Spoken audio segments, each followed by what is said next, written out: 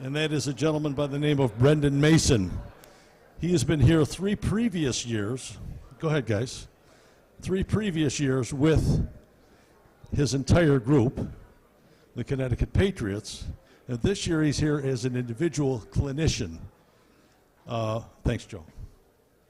And I think what you're about to see is probably a performance/clinic from one of the most dynamic and well-known drummers in the entire Northeast, in fact, if not in the country.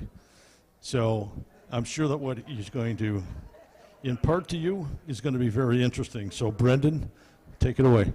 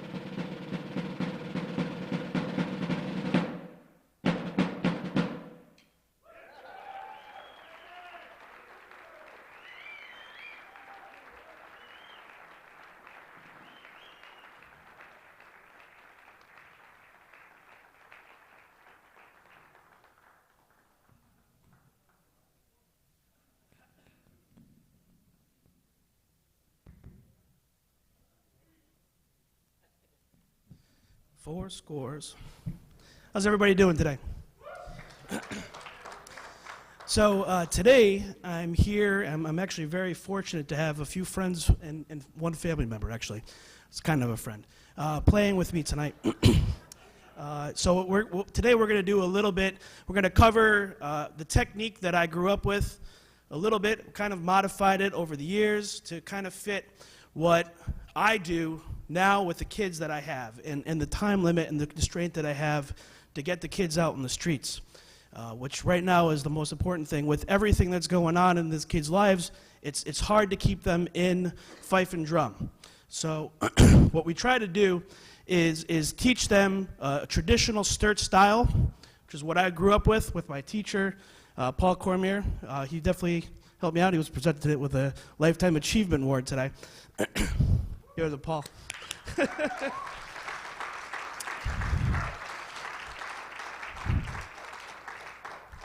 So what we try to do is teach them the style of the Sturt's rudimental method, but try to take some shortcuts here and there to make sure that we can get the kids out there so they're not just bogged down on the long roll for 3 years. So it's pretty important. I've tried that, and it just doesn't work with the kids these days, and it's unfortunate, but I only have a few students that have been able to go through that whole process like I did, to learn all the 26 rudiments and to get them out there. So we're going to talk about that a little bit, but mostly we're going to do a lot of playing for you. So the first thing that I'm going to talk about is, we're going to start with the single roll, which is what I was started with. I'm not going to play and run down a lot of the rudiments. I'm going to leave that to Cliff. He's going to do a couple of those when he gets up here. But I am going to just talk to you about the concept of the single roll and the long roll. Give me a second to get a drum on.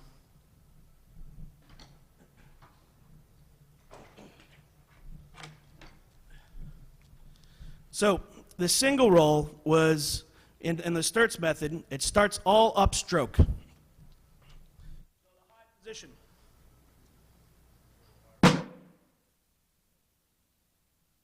Sorry, Matt, you want to come up here and do that?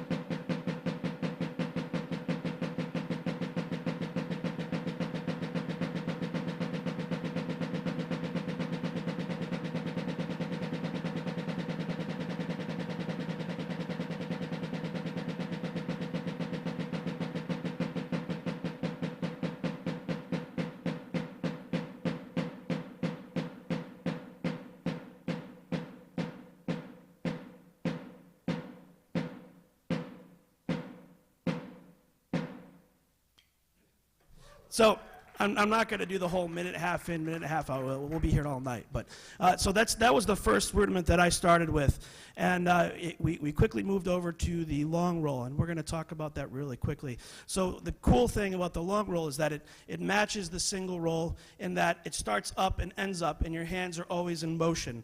There's always air between the sticks. They're all upstrokes. So even when we incorporate some of the other odd meter rolls like 52 strokes and 7 strokes, the sticks are still moving up. Okay, so we're going to do a long roll really quick, abbreviated version again.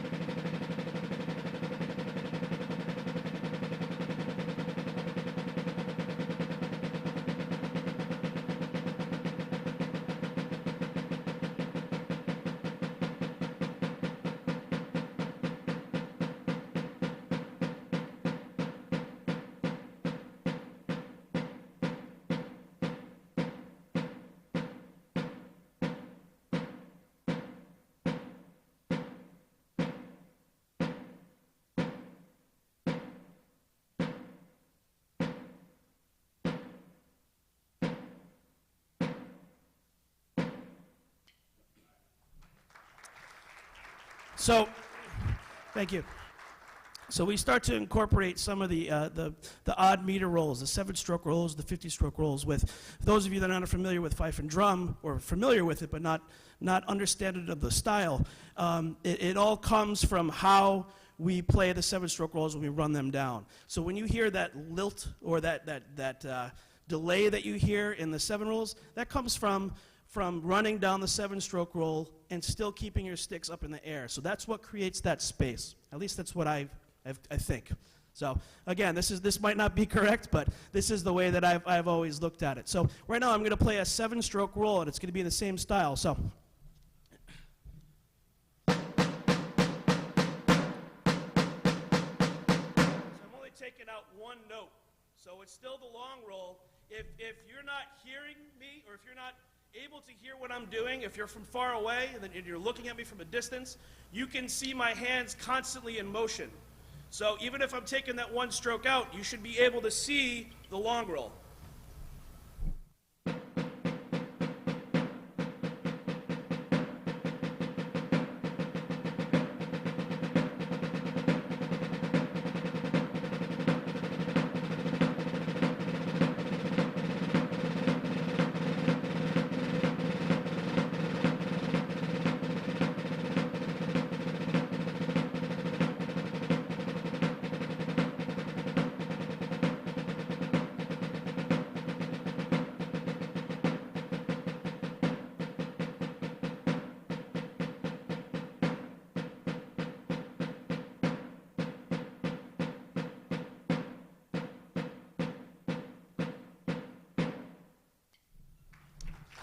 So and that goes for the same for the 15-stroke roll, the 9-stroke roll. Your hands are always constantly in motion, so it's in the same motion that you start with the single roll. So it's pretty streamlined through that. Okay, so right now I'm gonna play a solo for you. I'm gonna play Paul Cormier's 2/4 solo. I played it a couple of years ago. I had the great honor of playing it with him here, but I'm gonna try to play it by myself right now. So Paul Cormier's 2/4 solo.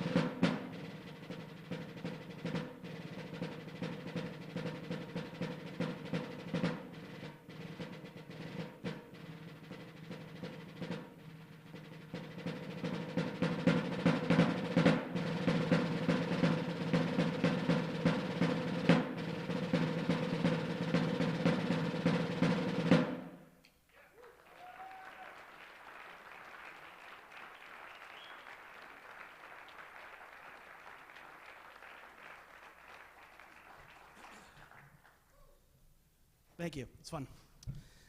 All right, so the next person I'd like to introduce is Cliff Barrow. So we're going to bring him up to the stage.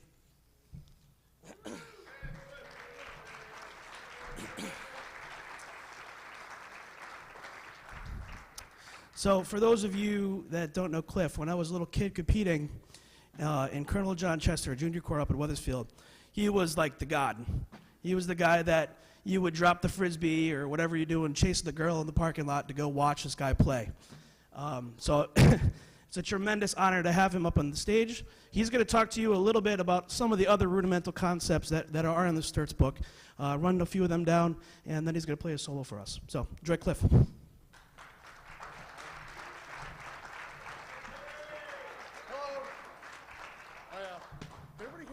microphone? Yes, sir? Okay. Okay, just to give you some background, I started playing the snare drum in 1973 with Ken Lemley, and I wanted to start competing, so I started taking private lessons from Jim Clark. And he's the one that kind of refined my technique and taught me how to run down rudiments and drilled it into my head in more or less the Sturt style like Brendan's been talking about. In Connecticut competitions, you would have to run down the long roll. They would pick a rudiment of the day. You'd have to run that one down and play your solo. So my practice routine, when I really wanted to win in 1977, 7 hours a day, breaking drum pad heads like crazy, driving my mom nuts, I would play my long roll, 3 rudiments, and my solo. My long roll, 3 rudiments, and my solo. I would do that until I got through every rudiment. Every day, it got tedious because you start to get to the point where you're looking at perfection is what your goal is, and you blow something, it's like, ugh, you know, it's like a killer. And you never knew what rudiment they were going to pick out because traditionally they would put them all in a hat and go boom in the morning, they go, okay, this is what you're playing today. So you had to be prepared to do every one. So, Brendan wants me to do a couple of rudiments. I'm not trying not to bore you with them. Drag barrel number 1 is okay. Okay. He pretty much went through like the single roll and the roll rudiments. In the drag rudiments and the flam rudiments and some of the other ones, there are different rhythms that are involved and different levels. Like he showed you the upstroke here's. Wow. Sorry guys. Upstroke here. These are like the accent levels. And your regular playing level would be here, and the grace note levels are down here. Okay? So I'm going to try and do the drag parallel number 1.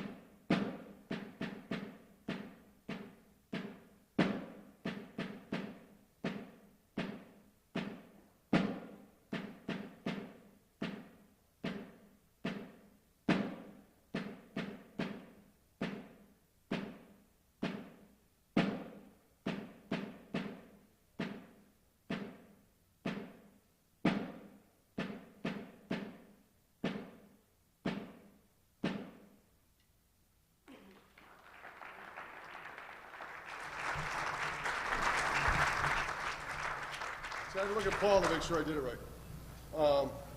So actually, one year they picked that rudiment for the Connecticut State meet, the state competition, and the judge was Victor Mueller, who was the chief drummer from Switzerland. And it was kind of interesting to me that day to be playing for a Swiss guy judging an American competition. It was a lot of fun. Victor's a nice guy anyway. Now I got a kind of a little story. I'm going to do a rundown of Flammecue. Partially because Paul likes to bug me about popping flams. He's always said that when I get older, and I think I'm older now, they're going to call me Pop Flam. So one year that's true, by the way, it was with a Prospect, Connecticut State meet. The rudiment was the Flammecue. And me and Brendan were competing against each other. At the end of the day, ended up with a tie. So at the end of the day, you have the playoff. So Brendan and I are in front of a couple hundred people. And Al Merritt was the judge. And sitting behind Al Merritt was Paul Mayotte, and Bill Rotella. No offense, Al. I was playing for them. It was more fun for me just to play the show. I didn't care if I won. But the thing was, I ended up losing in the playoff to Brendan. I don't care anymore. To me, playing the show was more fun and meant more than winning. So, here's the Flammecue. I hope. This is going to have all three levels. You got the grace note level with the flam, the grace note, and the accent note for the flam. You have the accent on the Flammecue accent here, and the other two beats in the middle with the flam on the end.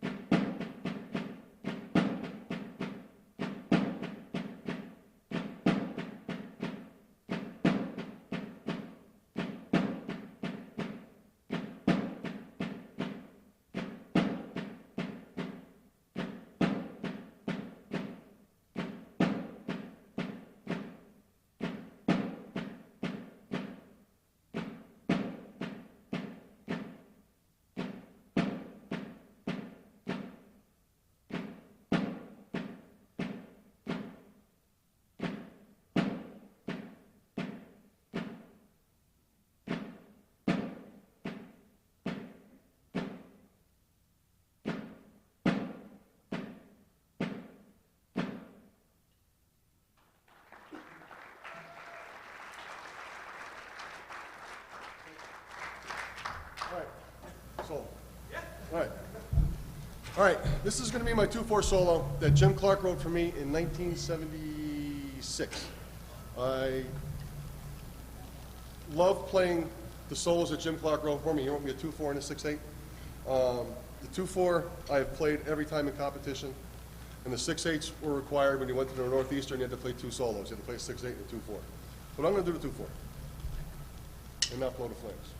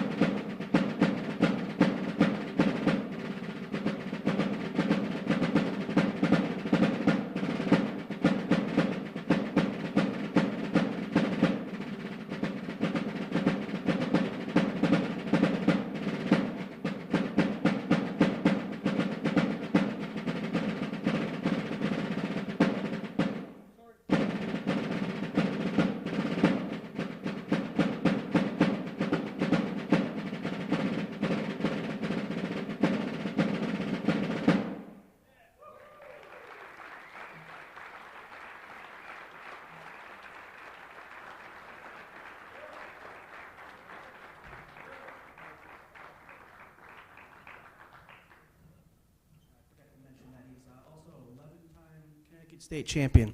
So give it up for Cliff. Thank you.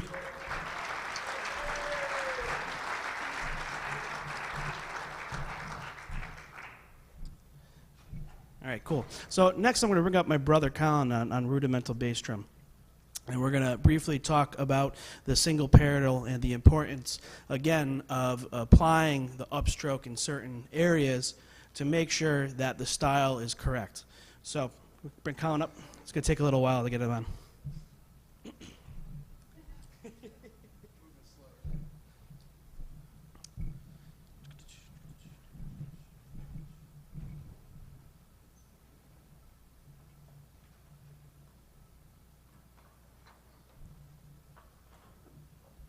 So to jump off of what Cliff was saying before, the three different heights, the single parietal has two heights.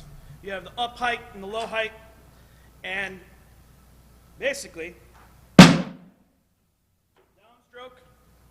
upstroke, low stroke, low stroke.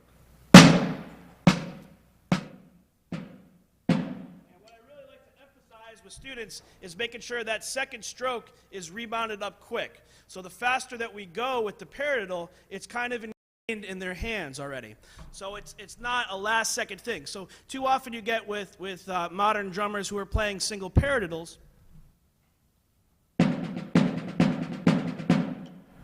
they want to slam that accent in and not think about that second rebound, that secondary partial on the parietal. So it's very important to me when we're playing it slow that rebounds up. And we're going to talk about right now how that applies to the bass drum.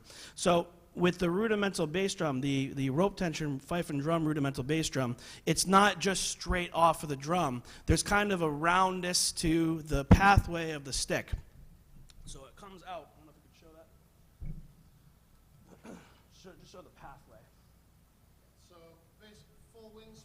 I do have a straight path in and out of the drum, but when I swing, You turn sideways? Absolutely, I'm sorry, yeah. So I come full wingspan straight out, and then up, and then there's the rounded path, looking for the square,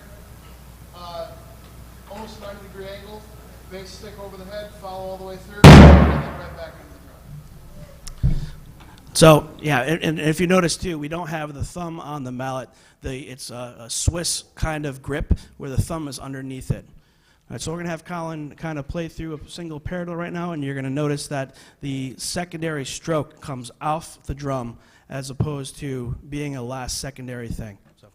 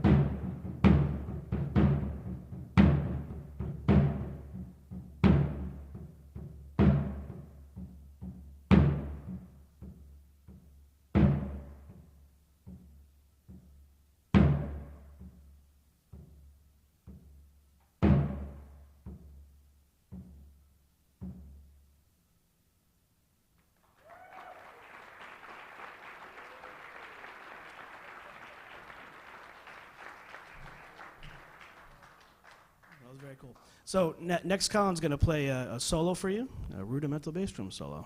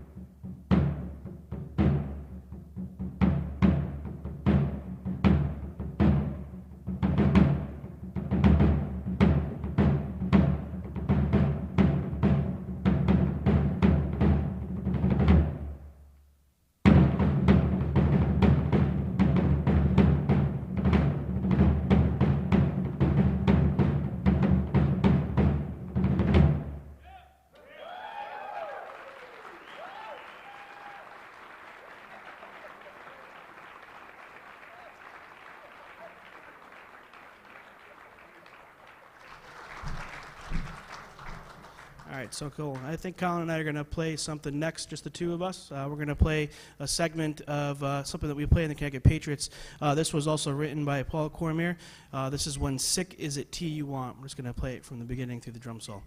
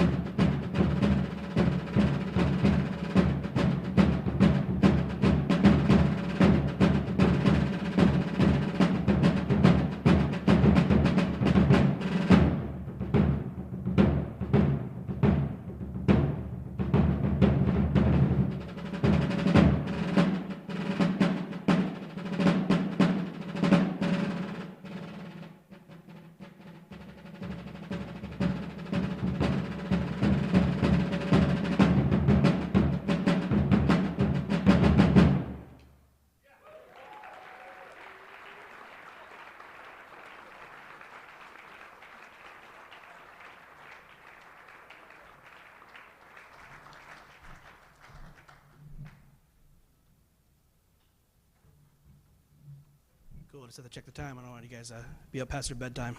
So, next I'm going to invite Gabe up.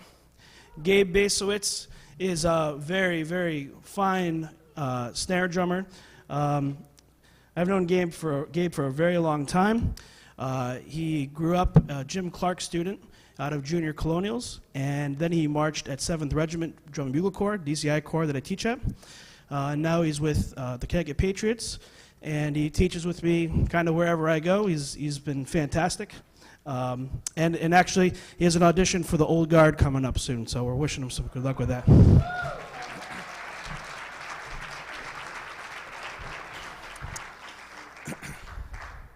So we're kind of running up against a little bit of time here with what we want to do here.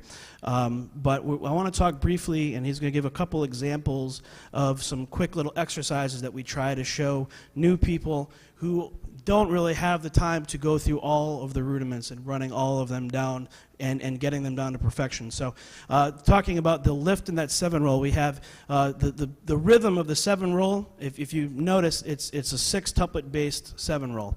So what we have is a little bit of a check exercises that goes into that, and it kind of develops your hands lifting up in between. So we're going to have him play a little excerpt of that right now.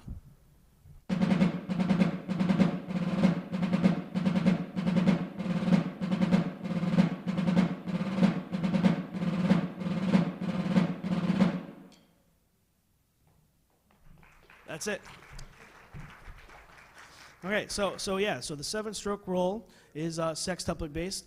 The 11-stroke roll, we're talking about all the odd meter rolls, is a 5-lit. So we're going to play that chunk right now.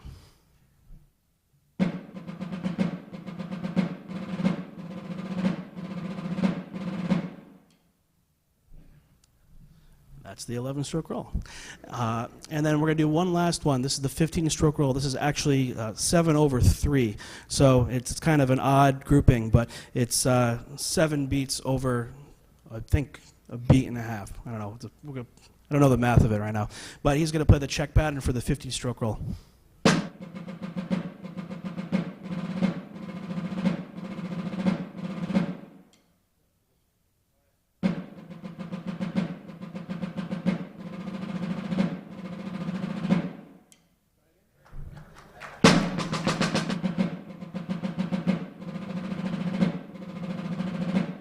Yeah, so by taking the check pattern of the roll, we're able to mimic the lift that you would get by applying that to actually running on the rudiments. So we try to use that at least for a warm-up exercise in the Patriots and some of the other groups that I teach. So right now, Gabe is going to play a solo for us. Here's Gabe Bacewicz.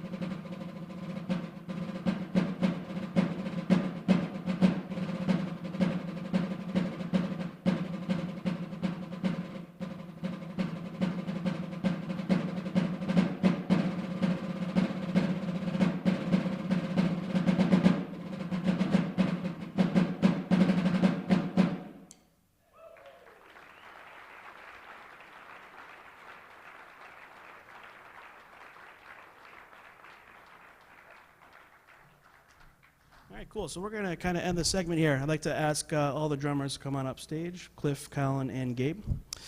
And while they're getting set up, I'd like to first thank the Gelati brothers and Bill McGrath and others that put on this awesome event, keeping the heritage alive for rudimental drumming. It's something that I've been very fortunate to make somewhat of a living off of. Sometimes it's not easy, but it's something that I truly believe in. And it's something I always wanted to do, and it was kind of an easy way out of getting a real job, I guess. So, well, Colin's getting up here. I also like to thank Innovative Percussion. I'd like to thank Jim and Patsy at Cooperman for providing us with the drums. They're not here right now.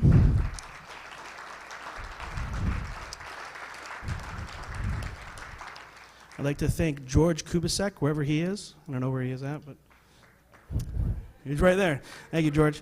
George has helped me out tremendously. If you guys don't know, I teach a junior corps. Just trying to start up the Catholic school fife and drum course. So he has helped me out tremendously, donating drums, donating time, donating equipment, donating everything, and it's been absolutely incredible to have him behind me. And I'd like also to thank Loyal Drums for providing fantastic drum slings and other leather products that I won't tell you about. So if you need a leather sling, that's the guy to talk to. He's right in the front over here. So we're going to finish with a couple of standard tunes because it's fun to play with these guys. We're going to play Crazy Monumental, and then we're going to finish with Bros X24.